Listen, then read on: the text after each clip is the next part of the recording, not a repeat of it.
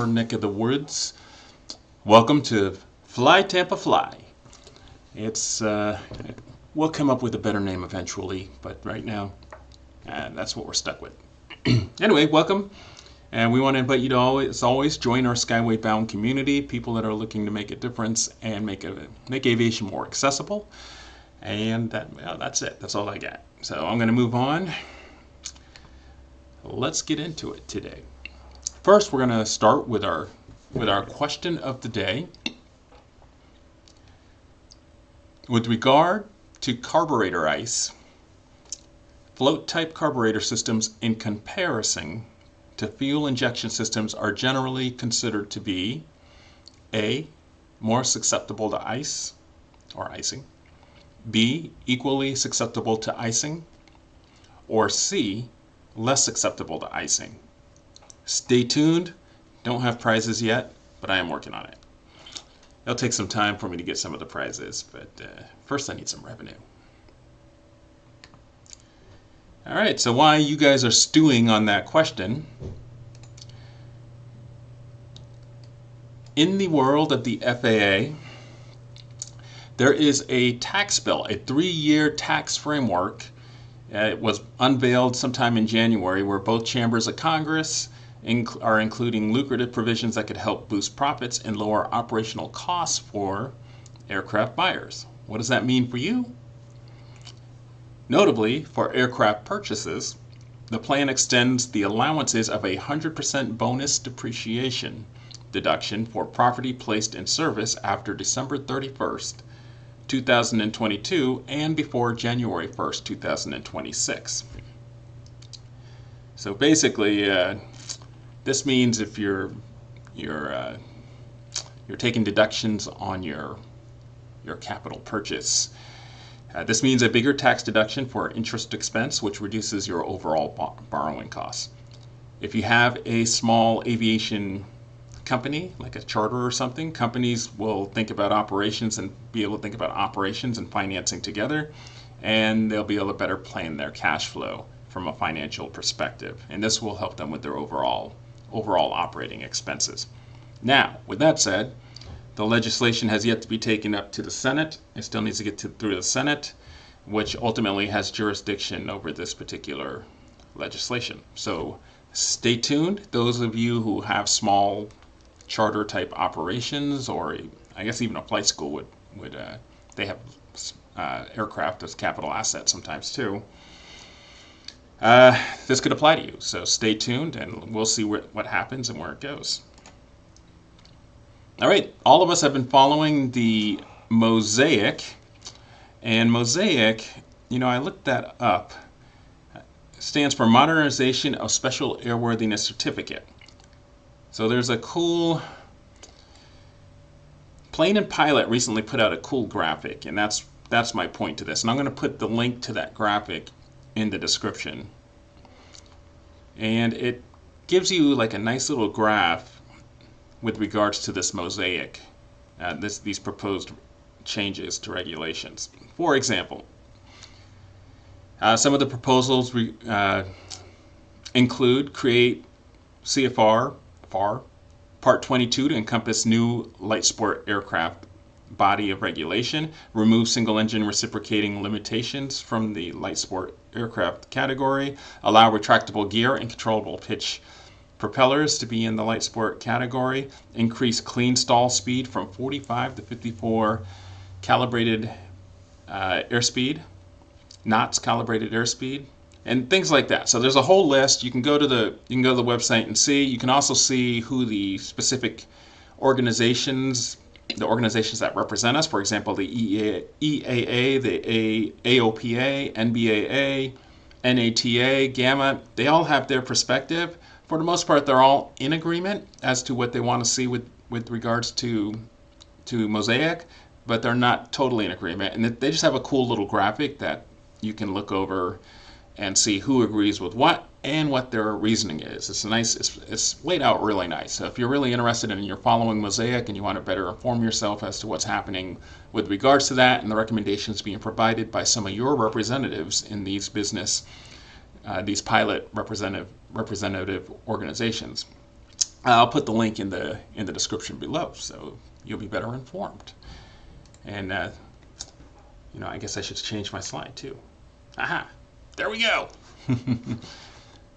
MOSAIC, you'll be informed in the description. All right, moving on to the next slide. Sorry, I was behind the schedule, behind changing my slides. I got two computers here, so sometimes I lose my focus, or I focus on one thing. I get fixated, which we never want to do when we're in the aircraft. All right, here's some fun news. There is a solar eclipse planned in April, and definitely Southwest in this article, but other airlines are planning and are preparing for what they will see will be the busiest ever period for air travel in the country in its history. Areas of North America are due to be treated to spectacular views of a total eclipse, not of the heart, total eclipse of the Earth and the Moon, occurring in April 2024. This is considered a once-in-a-lifetime visual spectacle, observing the sun's corona creating a dazzling, spectacular silver edge around the moon's circumference. This great total eclipse of 2024 is due to sweep across North America in a southwest to northeast direction from Mazatlan in Mexico to Newfoundland in Canada on April 8th. April 8th, that's important. You guys want to know that. April 8th. And it's considered one of the single biggest mass travel event in the U.S. People are going to plan to position themselves so they can view this around the country.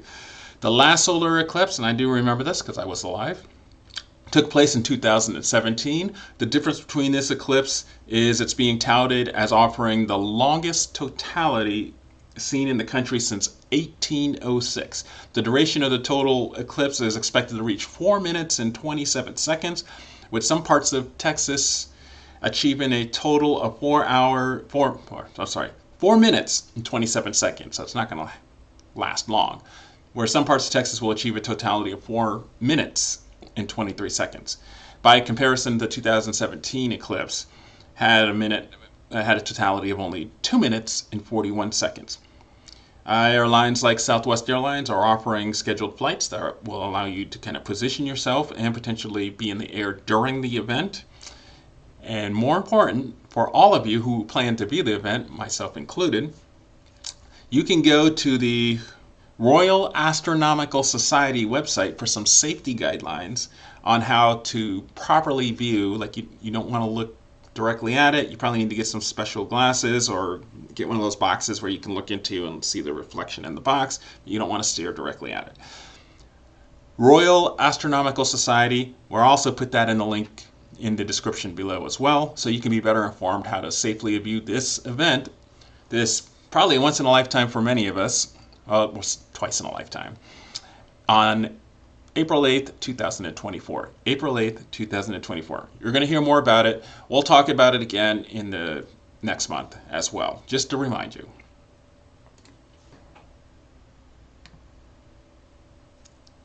Oops. All right, we like to talk about eVTOLs, electric vertical takeoff and landing. The world's Swiss company, an aviation startup, they're coming out with what is considered the first hydrogen-powered vertical takeoff and landing aircraft, and they're hoping that it will actually fly in 2025. It is a Swiss company. The reason I bring it up is because one of the purposes of this show is to encourage people in the Greater Tampa Bay area to, well, why can't we compete with the Swiss? It's this is actually pretty darn cool. So there's somebody out there that's working on hydrogen technology with regards to these engines, and yeah, I think we should do that here in Tampa. Their jet is geared towards private flyers with space for up to 3 passengers. It's going to be able to cruise up to 1,150 miles at speeds of 323 miles per hour and altitudes of 30,000 feet. It promises to be ultra low with regards to noise level at what they say is 60 decibels. And for comparison, they provided in the article, Cessna Citation Longitude averages sound decibels or sound levels of 67 decibels. So a little bit quieter. Anyway, if you're in the Greater Tampa Bay area, some of you really smart USF students, engineers, or other schools in the local area, this could potentially be a billion, trillion-dollar opportunity in the world of vertical takeoff and landing, whether it's electric or gas-powered or, in this case, hydrogen. So I just encourage you guys to look into it. I'm not an engineer. I'm not looking into it. I'm going to rely on you young people. I'm getting too old. All right, I wanted to highlight, I'm part of the Tampa Bay Aviation Association, and in partnership, I guess you would say, I think it's being managed. How do they put it here? Managed by the Tampa Bay Aviation Association, but presented, so the primary sponsor is the Tampa International Airport, is the 12th annual Plant City Planes, Trains, and Automobiles. It'll be a great family event, great chance for you to bring the kids out to the Plant City Airport, and they can climb up on first responder vehicles, other vehicles, get into an aircraft, maybe get some rides around the aircraft, and I think there's going to be some food trucks there. Just a typical all-around good family fun event on, what day is this? I forgot the day. It's soon. It's not in my thing. Hold on, let me Google this for you guys. I can't believe I forgot the date. I know it's really soon. I thought it was on the Plant City Planes Trains. Here we go. I think it's next week. I think it's February 10th. I thought I had it in there. I'm sorry. February 10th. I should have put it on the slide, but that's okay. I forget myself. February 10th, 2024. So next week, the following Saturday, not this Saturday, but the following Saturday from 10 a.m. to 3 p.m., they're going to have a cool family event at Plant City Airport. So I hope you guys can get out there. I'm going to try to get out there if I don't have any students. So if I am out there, hopefully we can meet and just feel free to say hello. The Naples, so I put this in here. If you're local and you're flying around the Florida West Coast, this is good to know. They have a Fly Safe, Fly Quiet program in the Naples area. And it's probably more geared towards people who live there. However, you should probably be aware of it. They have a voluntary curfew aimed at reducing airport-related noise during quiet hours, which starts at 10 p.m. to 7 a.m. How many general aviation people are flying at that time? Yeah, probably not many, but it's definitely something to be aware of if you happen to be one of those pilots who's flying and you're going to land in Naples after 10 p.m. Just know they have a program to reduce hours. It's a voluntary program. They're, according to what I read, they're not going to ticket you, but they want to encourage people to be good neighbors to the fine folks in Naples and keep the noise down. Land before 10 p.m. and don't take off until after 7 a.m. There you go. All right, I wanted to highlight this month a local business. I found this local business, I didn't bring it with me. I found this local business reading the Tampa Bay Business Journal. If you're trying to get into the world of entrepreneurship, small business within the local area, the Tampa Bay Business Journal is something that you should put on your list of if not daily, definitely periodic reading, at least monthly. This is a small aviation company, American Infrastructure Development Incorporated. They are a Florida corporation established in 2009. They provide airports with comprehensive engineering and planning services. They have a mission to provide quality, service, and integrity on all of their projects, which so should you if you're doing business, period. Just be a good business person. They have provided airfield designs, planning, and construction management services at over 65 airports. And they've had plenty of opportunities working on airport projects varying in various sizes and ranging from $25,000 to $88 million in construction costs. They have experience with large hub air carrier airports as well as smaller general aviation airports. They have 5 locations. 3 are in Florida, Tampa, Orlando, and Venice, and 2 in St. Croix and Washington, D.C. The reason I bring that up for you guys out there is if you're looking to get into the world of small business, you don't know where to begin.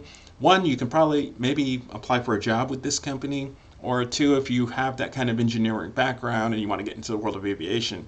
This highlights the potential opportunities there are within the contracting world, even on a state level, state and federal level in the world of aviation. So you don't have to necessarily just be a pilot. These guys are engineers and they're making good money. They look like they're making good money. They have a nice website.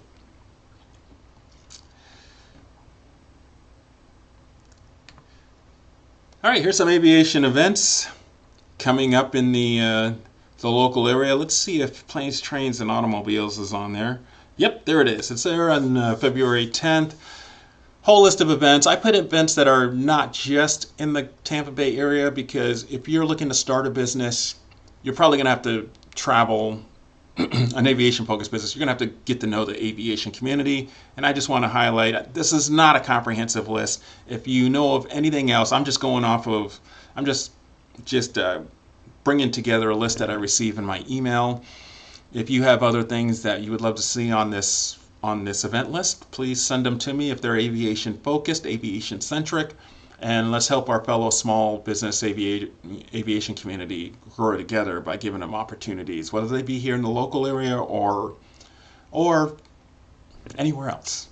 So I've got national and state, national, and international events that I try to list on this, and I usually try to keep it to like 2 to 3 months because the list can it's a very long list.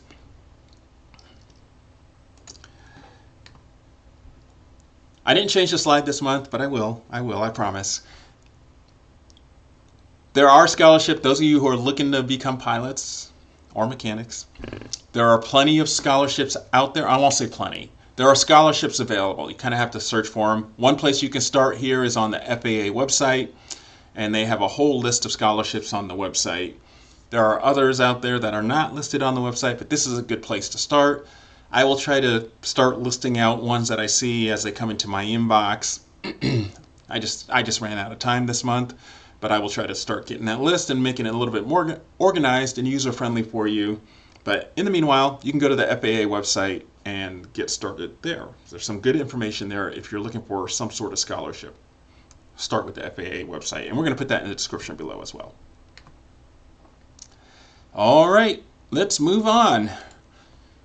The moment you've been waiting for. The question of the day.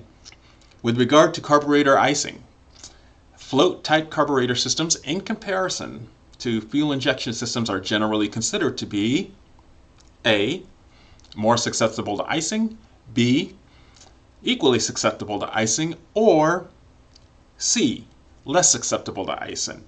And, I don't want to say survey says, but survey says, with regard to carburetor icing, float-type carburetor systems are more susceptible to icing. And you can find this specific wording to this answer in the Pilot Handbook of Aeronautical Knowledge, page 7-8. And I put the illustration that's in the PHAC there just for your own viewing pleasure. But let me read real quickly some excerpts from the book. The float-type carburetor has several distinct disadvantages. First, they do not function well during abrupt maneuvers, so you can't yank and bank your Cessna like it's a jet aircraft. Secondly, the discharge of fuel at low pressure leads to incomplete vaporization and difficulty in discharging fuel in some types of supercharged systems. My Cessna is not supercharged, so that does not apply to my non-supercharged Cessna. But the chief disadvantage of the float-type carburetor, however, is its icing tendency. Since the float-type carburetor must discharge fuel at a point of low pressure, that little venturi that you saw in the picture, the discharge nozzle must be located at the venturi throat.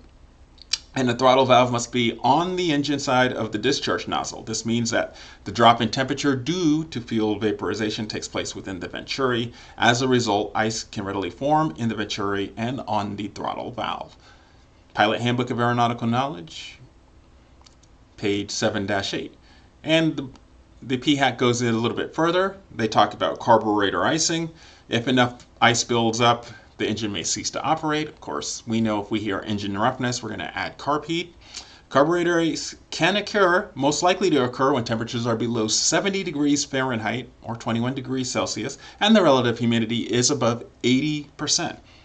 However, due to the sudden cooling that takes place in the carburetor, icing can occur even when the outside air temperatures are as high as 100 degrees Fahrenheit or 38 degrees Celsius, and the humidity is as low as 50%. So carburetor icing, if you're in an older aircraft like I fly a Cessna 172, and I was flying a Piper Archer with a different student, and they had carb heat for this reason. Even though we're in Florida, it gets warm. If there's plenty of humidity, moisture in the air, when it gets going through that carburetor and that venturi speeds up, it compresses, the air gets compressed into that venturi and it starts speeding up. It goes faster, the temperature of it can drop far enough to where you can have icing even on, it says here, a 100-degree day with humidity as low as 50% humidity. And it gets really humid here. It gets really, really humid. So there's something to consider. With regards to the fuel injection system, the other half of the question, a fuel injection system also out of the PHAC, Pilot Handbook of Aeronautical Knowledge. A fuel injection system is considered to be less susceptible to icing than a carburetor system, but susceptible to what's called impact icing on the air intake, and that's actually possible on either system. Won't go into that today. Our focus today was the carburetor ice. That is our question for the day. And yes, in the future we will get some.